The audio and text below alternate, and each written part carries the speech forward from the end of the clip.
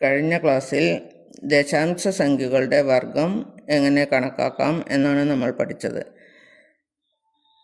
അതിനായി നമ്മൾ ഒരു സമചതുരത്തിൻ്റെ പരപ്പളവ് കാണുകയാണ് ചെയ്തത്. ഒരു സമചതുരത്തിൻ്റെ പരപ്പളവ്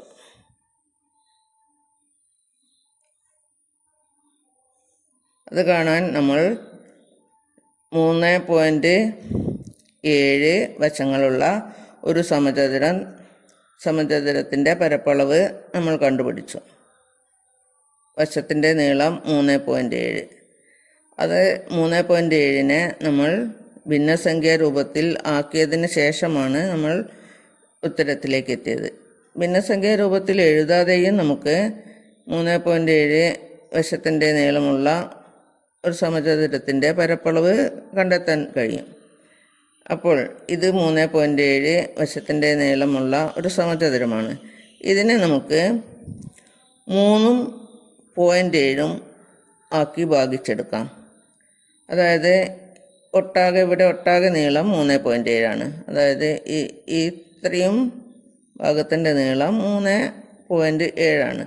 അതിനെ 3.7 ആക്കി മുറിച്ചെടുക്കാം. ഇവിടെ 3.7നെ 3.7 ആക്കി മുറിച്ചെടുക്കുമ്പോൾ നമുക്ക് ഇവിടെ കട്ട് ചെയ്യാം. അപ്പോൾ ഇവിടുന്ന് ഇവിടേക്കുള്ള ദൂരം 3 മീറ്ററും ഇവിടുന്ന് ഇവിടേക്കുള്ള അകലം 0.7 മീറ്ററുമാണ്. അതായത് ഇത്രയും ഭാഗം 3 മീറ്റർ, ഇവിടെ ഇത്രയും ഭാഗം 0.7 എന്നതിന് പകരം നമുക്ക് 0.7 എന്നിടാം. 0.7ഉം 0.7ഉം തുല്യമാണ്. ഈ പോയിന്റ് കാണാൻ വേണ്ടിയാണ് 0.7 എന്നെഴുതിയത്. അപ്പോൾ ഈ വശത്തിൻ്റെ നീളം 3.7 ആയി. ഇനി നമുക്ക് ഇവിടെ കട്ട് ചെയ്യാം.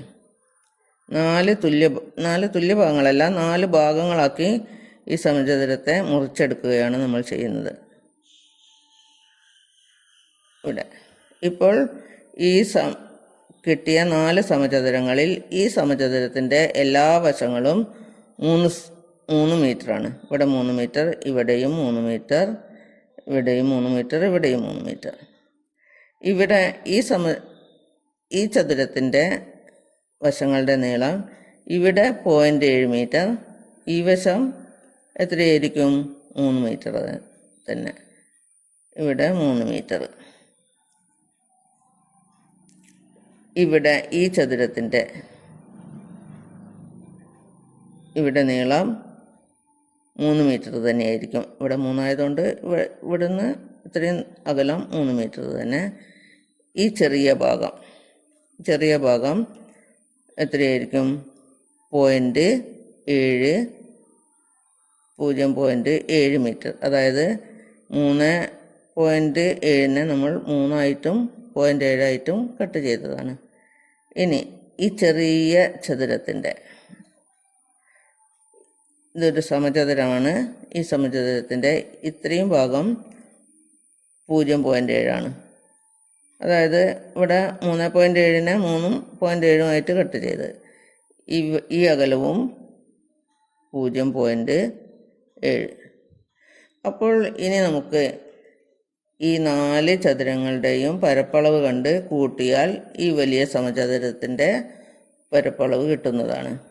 അതായത് ഈ ചതുരത്തിൻ്റെ പരപ്പളവ്, വശത്തിൻ്റെ നീളം 3 മീറ്റർ ആയതുകൊണ്ട് 3 ഗുണിക്കണം 3 സ്ക്വയർ എന്ന് കിട്ടും. 3 സ്ക്വയർ സമം 9 ആണ്.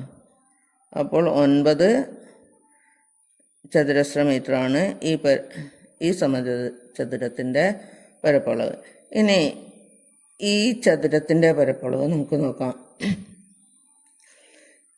ഇവിടെ വശത്തിൻ്റെ നീളം 0.7ഉം 3 മീറ്ററും ആണ്.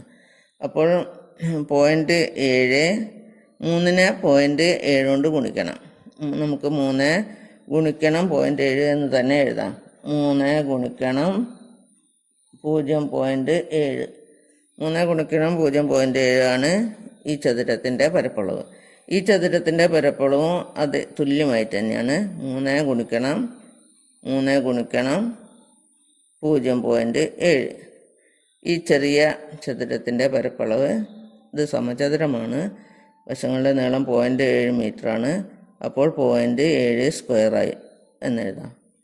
0.7 ഗുണിക്കണം 0.7, 0.7 സ്ക്വയർ.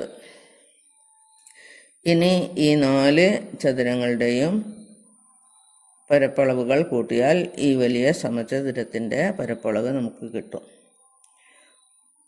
അതായത് നമുക്ക് ഇങ്ങനെ എഴുതാം: 3.7 സ്ക്വയർ സമം 9 കൂട്ടണം 3 ഗുണിക്കണം 0.7 2 തവണ വന്നിട്ടുണ്ട്.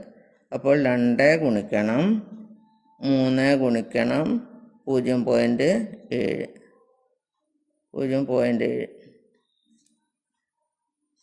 കൂട്ടണം ഇവിടെ 0.7 സ്ക്വയർ, 0.7 സ്ക്വയർ എന്ന് പറയുമ്പോൾ 0.7 ഗുണിക്കണം 0.7 എന്നെഴുതാം നമുക്ക്. ഇവിടെ 9 കൂട്ടണം, ഇത് എത്രയാണെന്ന് നോക്കാം. 2 ഗുണിക്കണം 3 6ആണ്. 6 ഗുണിക്കണം 7 6 7 42.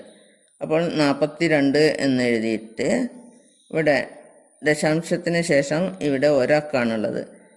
അതുകൊണ്ട് ഇവിടെ 4 കഴിഞ്ഞിട്ട് ഇവിടെ ദശാംശം ഇടാം. 4.2 എന്ന് കിട്ടും. അതായത് 2 ഗുണിക്കണം 3 ഗുണിക്കണം 0.7 എന്ന് പറഞ്ഞാൽ 4.2 കൂട്ടണം 7 ഗുണിക്കണം 7, നമുക്കറിയാം 7 49. 49. അപ്പോൾ ദശാംശത്തിന് ശേഷം ഇവിടെ ഒരക്കം ഇവിടെ ഒരക്കം, ആകെ 2 അക്കങ്ങൾ. അപ്പോൾ നമുക്ക് 1 2 ദശാംശം ഇവിടെ ഇടണം. അപ്പോൾ നമുക്ക് അത് കാണാൻ വേണ്ടി 0 ഇടാം. 0.49 എന്നെഴുതാം. ഇത് കൂട്ടി നോക്കാം. ഇത് ചുവടെ എഴുതി കൂട്ടി നോക്കാം. ഇവിടെ 9 കൂട്ടണം 9, ഇവിടെ ദശാംശം ഉള്ളതുകൊണ്ട് 9.00 എന്ന് നമുക്ക് തെറ്റാതെ എഴുതാം.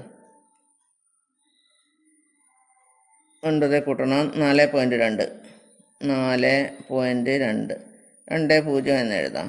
സ്ഥാനം തെറ്റിപ്പോവാതിരിക്കാനാണ് അങ്ങനെ എഴുതുന്നത്. ഇവിടെ 0.49 0.49. ഈ ദശാംശ ഭാഗങ്ങൾ മുഴുവൻ തുല്യമായിട്ട് വരണം. കൂട്ടി നോക്കാം.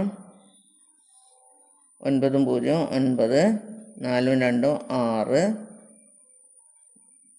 9 4 13. ഇന്നലെ നമ്മൾ ഭിന്നസംഖ്യാ രൂപത്തിൽ എഴുതി 3.7 സ്ക്വയർ കണ്ടപ്പോഴും നമുക്ക് 13.69 തന്നെയാണ് കിട്ടിയത്. അതായത് ഈ സമചതുരത്തിൻ്റെ പരപ്പളവ് 13.69 ചതുരശ്ര മീറ്റർ ആണ്.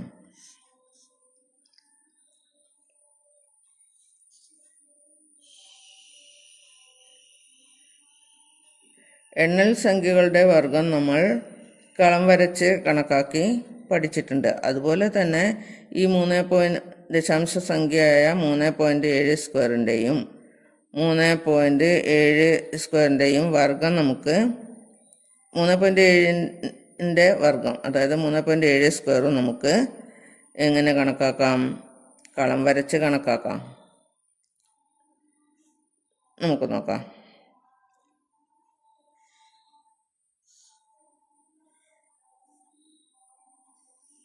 എങ്ങനെ കണ്ടാലും ഒരേ ഉത്തരമാണ് കിട്ടുക. കളം വരച്ച് ഇതെങ്ങനെ കണക്കാക്കാം എന്ന് നോക്കാം. 3.7 സ്ക്വയർ എന്ന് പറഞ്ഞാൽ 3 ഗുണിക്കണം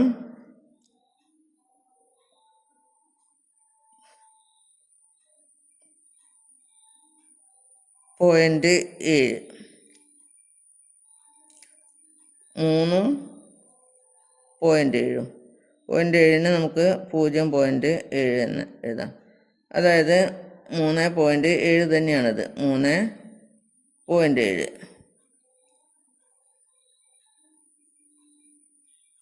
3 കൂട്ടണം 0.7. ഇവിടെ 3 0.7. 0.7 പകരം 0.7 എന്ന് എഴുതാം. ഇനി 3.7 സ്ക്വയർ എന്ന് പറഞ്ഞാൽ 3.7 ഗുണിക്കണം 3.7 ആണല്ലോ. ഇവിടെ 3.7 ഗുണിക്കണം 3.7 എന്ന് എഴുതി. ഇവിടെ 3 ഗുണിച്ചാൽ 9. 3 ഗുണിക്കണം 3 9. ഇവിടെ 3 ഗുണിക്കണം 0.7. അത് നമുക്ക് 3 ഗുണിക്കണം 0.7 എന്ന് തന്നെ എഴുതാം. ഇവിടെ 3 ഗുണിക്കണം 0.7. 3 ഗുണിക്കണം 0.7. ഇവിടെ 0.7 ഗുണിക്കണം 0.7. 0.7 ഗുണിക്കണം 0.7 അല്ലെങ്കിൽ 0.7 സ്ക്വയർ എന്നെഴുതിയാൽ മതി. ഇപ്പോൾ നമുക്ക് വേഗം ഉത്തരം കണ്ടെത്താം. ഇവിടെ 3.7 സ്ക്വയർ സമം 9 കൂട്ടണം, ഇത് കൂട്ടിയെടുക്കുക, 9 കൂട്ടണം 3 ഗുണിക്കണം 0.7 2 തവണ വന്നു. അപ്പോൾ 2 ഗുണിക്കണം 3 ഗുണിക്കണം 0.7 കൂട്ടണം 0.7 ഗുണിക്കണം 0.7, അതായത് 0.7 സ്ക്വയർ എന്ന് എഴുതാം.